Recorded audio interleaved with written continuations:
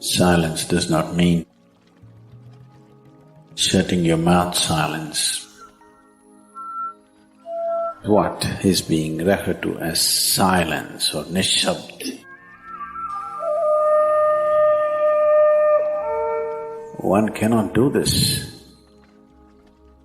One can become this. See if you can articulate the same things that you're saying with half the number of words. Suddenly you will become extremely conscious of everything.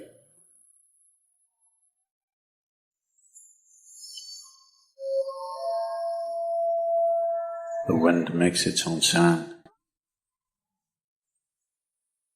So does the water.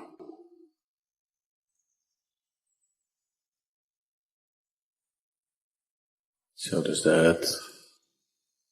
In fact, so does the sky. All the celestial objects are making their own sounds. There are sounds of pain, sounds of pleasure, sounds of misery, sounds of joy. For everything there is a sound. In human life, it's very true. Sounds of life, and there are sounds of death, and there are even sounds of silence.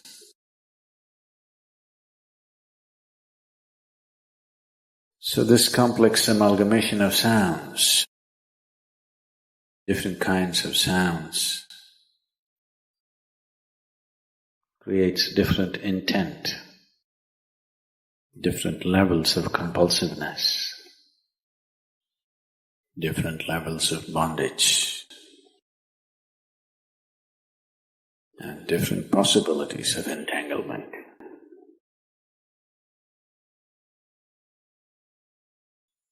In all this,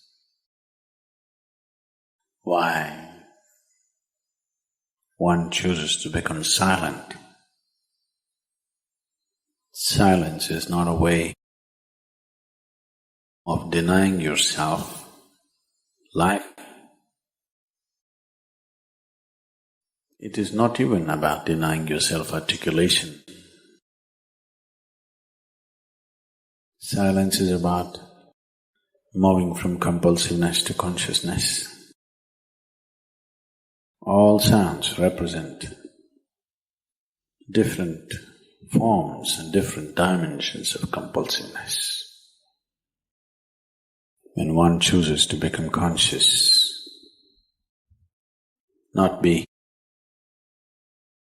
entangled in the compulsive nature of the existence,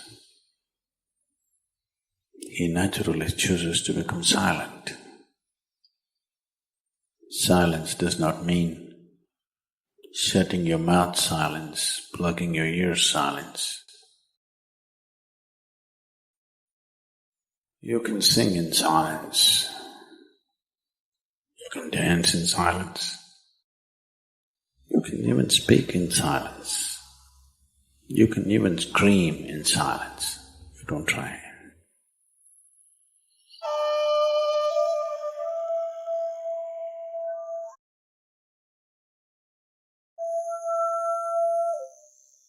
That does not mean when everybody is silent you scream. That is not screaming in silence.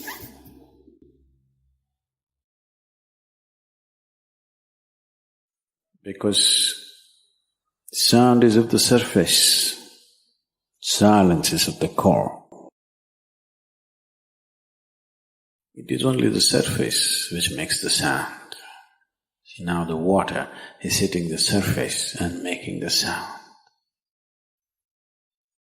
Deep down, there is no sound.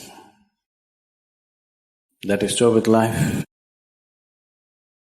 On the surface, it is a very complex mesh of sounds, a maze of sounds happening. But at the core, there is no sound.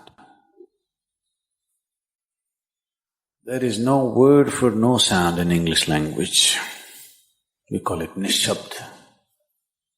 That means absence of sound, a total absence of sound. Absence of sound means absence of reverberation. Absence of reverberation means absence of life. Absence of life means absence of creation. Absence of creation means absence of the Creator too. So a space which is beyond creation and Creator, a dimension which is beyond life and death, that is what is being referred to as silence or nishabd.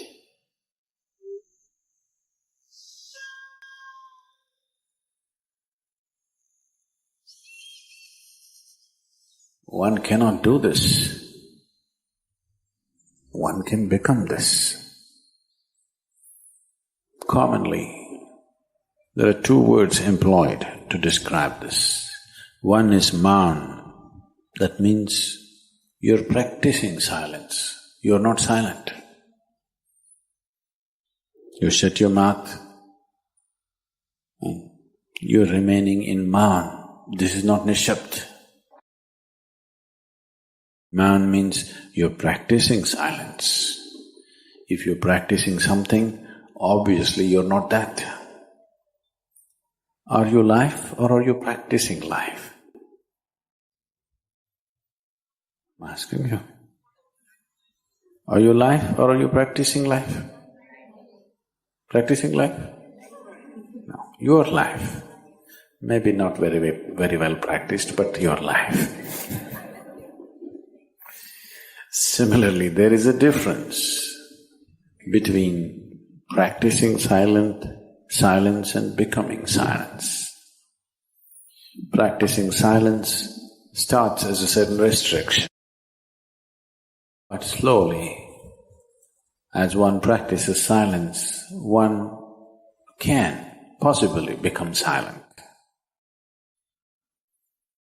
One can become silent in intense activity, but nobody can keep up intense activity forever. Moments of intense activity are only moments. Nobody can sustain it. You'll expend yourself. Only if you can achieve it in inactivity, it is sustainable. If something is possible only in intense activity, it is never sustainable. In a very intense and ecstatic moment of singing, somebody may become or taste a moment of silence. But how long can you keep it up? Your throat will tear. And your neighbors may kill you. Possible. So this possibility of coming to silence or becoming silent also means to become still, to become utterly still. Stillness can be achieved in so many ways. If you watch a snake, he's still. If you watch a tiger which is on a hunt, absolutely still, charged but still. These are all different dimensions of stillness practiced for survival. If a snake moves too often, he'll get killed.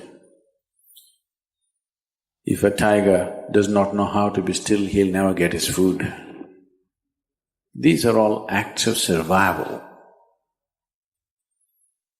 A human being, for survival, he has to be active. Only when his vision falls upon something which is beyond survival, then he will think of stillness. Then he will understand as he observes himself, as he notices the complexity of one's compulsions. He understands the only way to solve it is to become still. to train this body, to train this mind, to become still.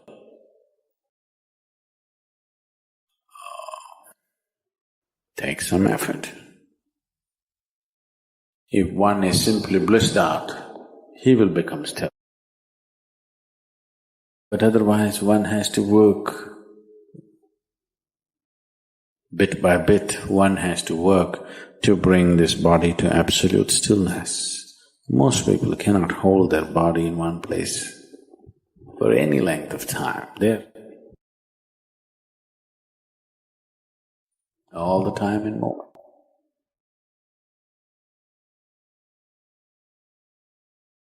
As it is said, a man is ill only because he does not know how to be still.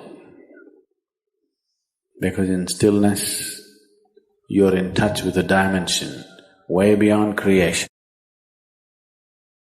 Once one is in touch with that, there is no such thing as illness. If I sit here and the body rots and falls down, still there is no illness, it's just there. Because in fact, when one becomes utterly still, he may not be able to hold on to the body unless he learns the tricks, the mechanism of the body. So why should I become still? Will I lose my body? Anyway, you will lose your body. When the time to lose your body comes, if you want to lose it gracefully, then you must know at least a little bit of stillness. If you want to put your body down like you can put this piece of cloth down, with the same ease, with the same gracefulness, then you need to have some stillness in you. Otherwise, you and your body, you have to be torn apart, which is an ugly thing to do. When you're being torn away from your body, it is an ugly and painful thing to do, unless you can keep it down. There's no grace in life. So if one has to attain to that grace, at least a certain amount of stillness has to enter your life. For this to happen, a certain level of silence has to enter your life. If right now it is not coming, at least practicing a little bit of Maum. In an hour, if you're speaking 1,573 words right now, how many more? How many words do you spit out in a minute? 1,573, you're actually doing that many? I thought that's impossible. Okay, I believe you. So whatever number you're doing, see if you can articulate the same things that you're saying with half the number of words. Suddenly you will become extremely conscious of everything. Right now, our oral diarrhea is happening. If you're doing 1573, it's diarrhea, okay. Now, if you have to hold back half the words and still say the same things, now you have to be very conscious, otherwise you cannot say it. Just try this and see. Tomorrow, one day. In an hour, normally what number of words you utter, make it half. Don't curtail your activity, still say the same things. But with half the words, how wonderful the whole world will feel, you know.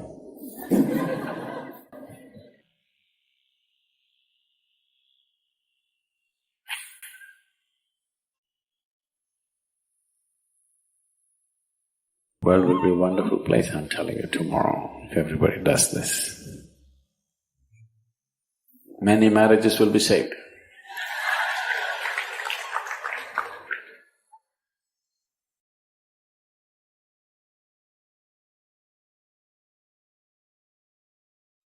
So we have understood that you are so blissful by just seeing you and hearing you talk. But going through the history, we find it so rare. Why is it so rare that we get to enlighten people? It is not rare, it is just that a lot of them were not famous then. They just quietly lived blissfully. It's not rare. There's substantial history in this country where every generation saw any number of enlightened beings in the past. Today it is rare because, see, suppose you went to just the outskirts of Chennai 100 years ago, it would be rare to find a person who can read a Tamil letter, forget about an English letter. Yes? If you walked into your village, you had to search the whole village to get one man who can read a Tamil script, local language, not even a foreign language. Today if you go there, almost 100% everybody can read Tamil, at least 60%, I believe, at least 50% can read English language. Yes? Why did this happen? Because there's infrastructure, isn't it? There's infrastructure of education, so it happened. Unfortunately, in the past, there was phenomenal infrastructure in this country for inner well-being. This is the only society which built a lot of infrastructure for inner well-being. But today there's very little infrastructure. So this is one of the commitments that we have for the world, that we want to build infrastructure where it's purely for inner well-being of the human being. Because there is no infrastructure for human consciousness. That's the reason why it's not happening. Here and there, one man could read in the past. Why? Because there was no infrastructure. If that man has to go to school, he has to travel 100 kilometers, so he did not go. That whole village did not go, only one guy went somehow. So the same now, if you have to know something about yourself, you have to go to Vellangiri Hills, Isha Yoga Center. You never made it, isn't it? You went. You are those ardent ones. So I'm saying if there was that kind of infrastructure in every street, there was infrastructure for inner well-being, beyond faith, beyond religion, beyond denominations, just as there is a milk booth. You understand? As there is a milk booth, as there is a public tap, I won't talk about toilets, there aren't any. So as there is a milk booth, as there is a public tap, as if you want a auto rickshaw, it is there, just like that, if you want to turn inward, there must be infrastructure in the society, isn't it? If there is no infrastructure, how will you produce those people? You will not produce them. That's what is missing, we need to put that back. This night, let it not be just one night of exuberance. Let this in some way work as a turning point for you to move towards your own awakening. This is a fantastic step that you've taken. Whoever we may be, however intelligent we are, however competent we are, however capable or strong we are, without an element of grace in our lives, there will be no success. A genuine success will happen only when there is grace. Otherwise, you have all the parts but no lubrication, and that machine is not going to successfully function. We do not know what you can do and cannot do in your life. Whether you're going to become the richest man in the world, or the most beautiful woman on the planet, or you're going to climb Mount Everest, or you're going to beat Mr. Bolt in a 100-meter race, I don't know about these things. But every one of you can strive to become a wonderful human being, and nobody can deny that to you.